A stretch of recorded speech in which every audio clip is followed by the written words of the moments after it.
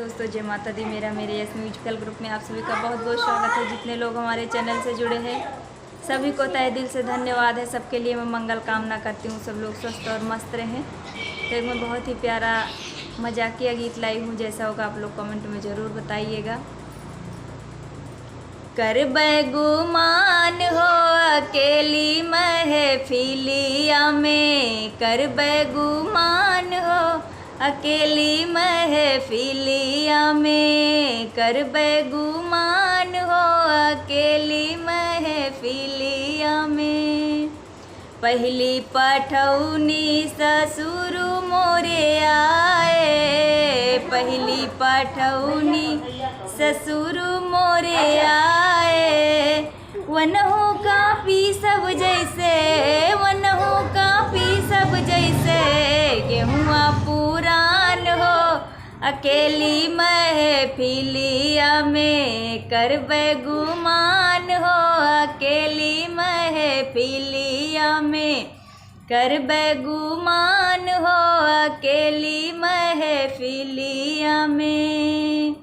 दूसरी पठौनी जेठ मोरे आए, दूसरी पठौनी जेठ मोरे आए। वनहु का कूटब जैसे, वनहु का कूटब जैसे, धनवा पुरान हो अकेली महफिलिया में, कर बैगुमान हो अकेली महफिलिया में, कर बैगुमान हो अकेली महफिलिया में। तीसरी पठौनी देवर मोरे आए, तीसरी पठौनी देवर मोरे आए।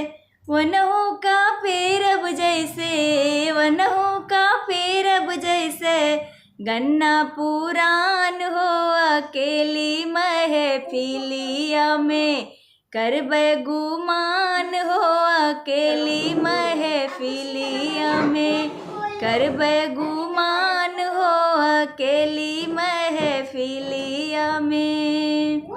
चौथी पठौनी पिया मोरे आए, चौथी पठौनी पिया मोरे आए।